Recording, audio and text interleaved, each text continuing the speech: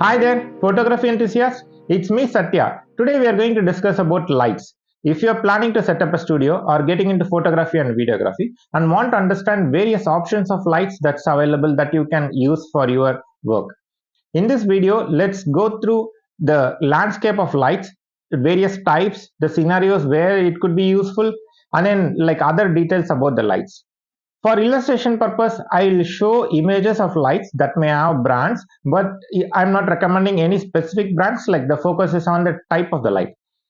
In the second half of the video, let's look at light modifier. Light modifiers are as important as the light itself. Come on, let's get started. Broadly, lights could be classified into two types: strobes and then continuous lights. Strobes are also called flashes, which generates an impulse of light which are very high powered and then the duration is very short. They are suitable for photography. The other type, continuous lights, they are suitable for videography. As the name suggests, they are on always. Example includes the regular lights that we use in our home falls under this continuous uh, light category. Having said that, they are suitable for videography. Photo can also be taken under this continuous lights, but there is a disadvantage in using continuous lights for photography, or it can be said that it's very good to use strobes for photography. I'll explain why and with an example in between the video. Come, let's look at the types of flashes. The flash could be further categorized into on camera and off camera. Technically, all flashes could be off camera. By what I mean off camera is that the flash types which cannot be mounted on top of camera is what I'm calling as off camera types. And then the flash that could be mounted on top of camera in an horseshoe mount is what I'm calling as on camera flashes. The on-camera flash example includes regular square-headed or round-headed flash that we are seeing. We are very familiar with it. They are portable, mobile, and very compact. They are suitable for even photographies where the photographer have to move a lot. Let's say a gala dinner and it has to be photographed, then the photographer cannot carry any other like elaborate equipments. Instead, they can just carry their camera with flashes and then keep taking photos. They are very compact, and this compactness also means less power. They are usually powered with 2 or 3 AA batteries or lithium ion batteries. They are suitable for indoor uses where the subject is like fairly closer to the camera, or like the space is too less, like where bouncing could happen and then like it can reflect. But like for outdoor uses, this on camera flashes are not very effective. Let's look at the types of off camera flashes. They can be classified as 3 types. One is studio and the other one is outdoor, and then like the third type, let's get into that at the end. Let's look at outdoor flashes. They are basically same as that of the on camera flashes but little bit bigger.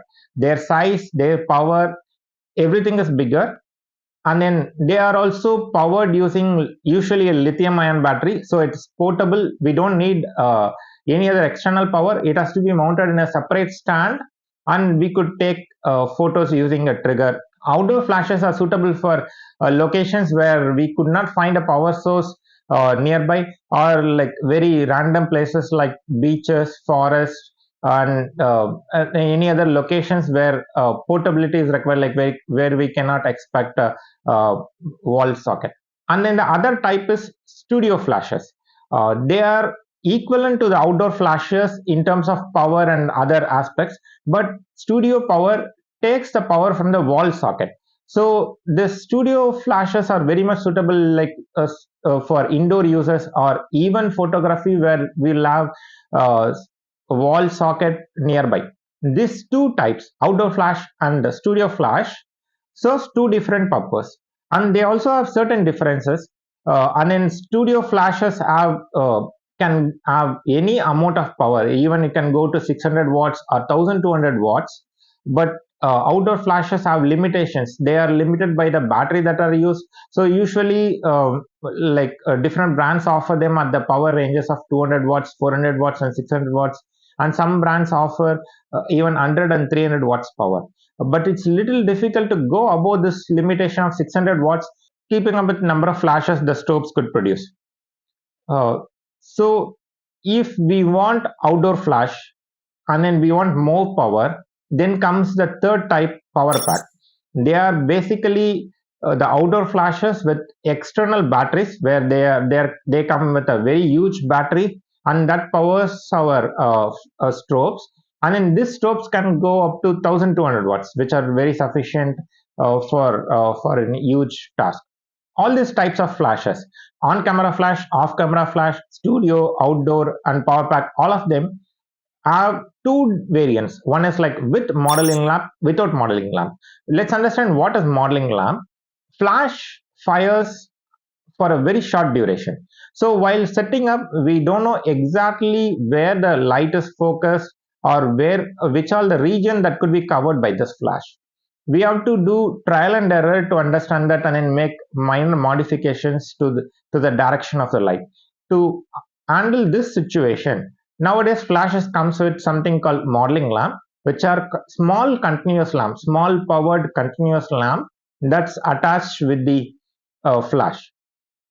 By positioning the flash uh, with the modeling lamp on, we know where exactly the light could be focused. Okay, so this would help us in compositions where like we want light specifically in a certain region of the subject or the background and so on. It's always advisable to have modeling lamp, so if you could afford, go for a variant that offers the modeling lamp. At the beginning I said there is an advantage in using strobes for photography. I'll illustrate this now. Now this image captures a running fan, and the shutter speed used is 1 bar 125, aperture is f2.8. Just to expose the image appropriately, increase ISO to a very large value. So fan is running, and we see blurriness, motion blurriness, because of the movement of the subject. This image is captured exactly with the same setting except the ISO. ISO is reduced to 100, but with flash. Do you see movement here? I don't see anything except very small blurriness, like motion blur at the tip of the blade, flan blades. This is because the flash is very short duration, and then like it tries to capture the subject as is at that specific moment. So flashes helps us freeze the moment. Even though we use a large value of shutter speed, when the flash duration is smaller, we are like trying to freeze the moment. So it's very good to very appropriate to use flashes for like highly moving subject where you want to freeze. At the same time, if you want to capture blurriness, motion blurriness, flashes don't work. Like we have to go for continuous lights.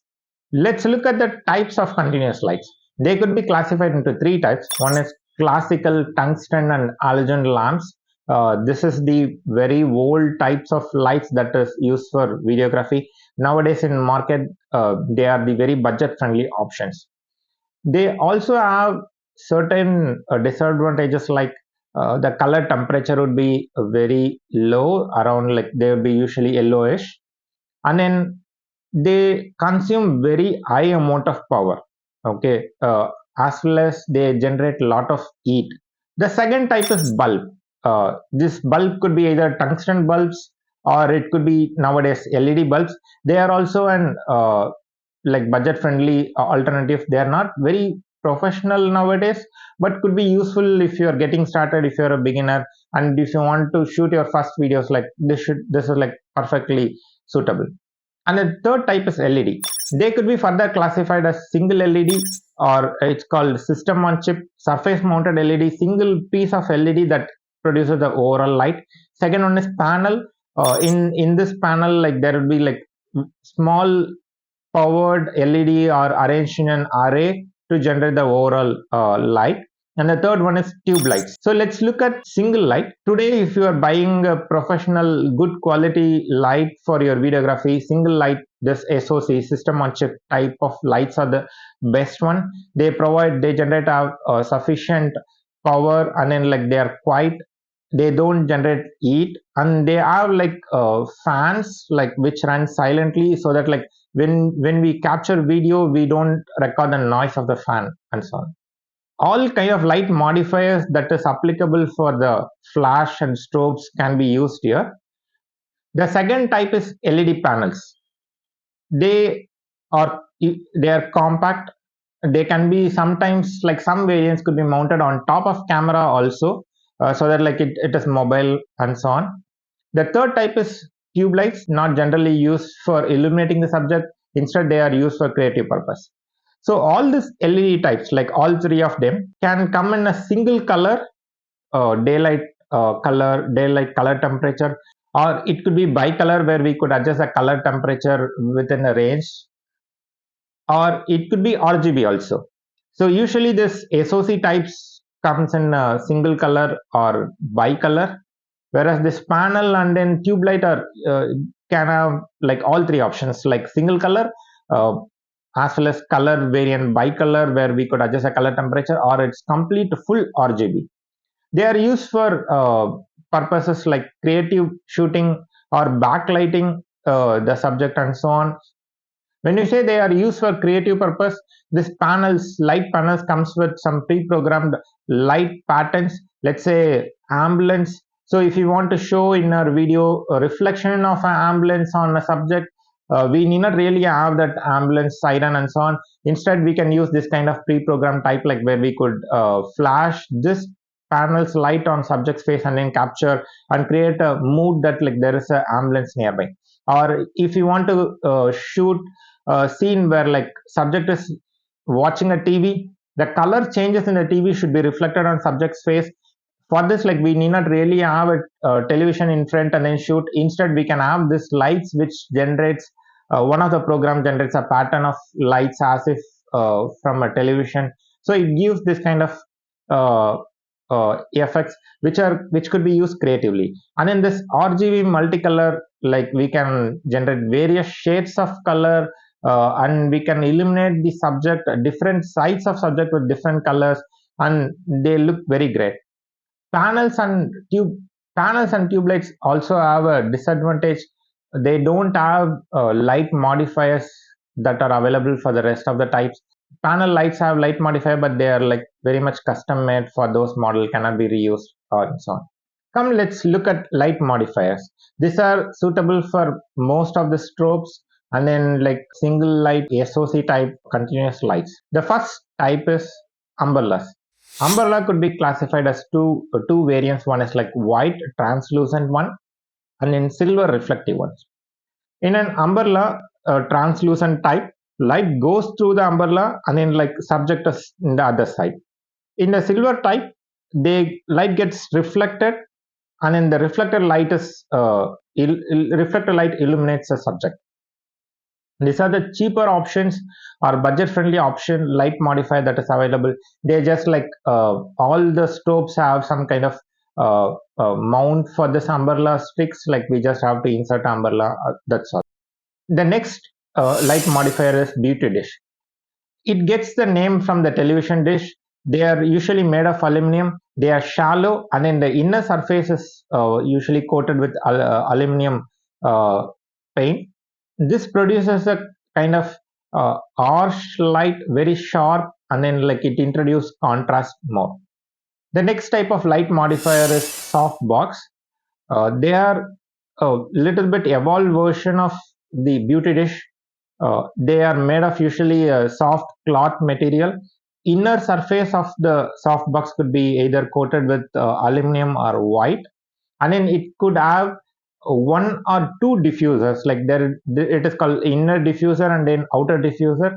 At the edge of the outer diffuser, we can have grids, which will like further narrow down the light.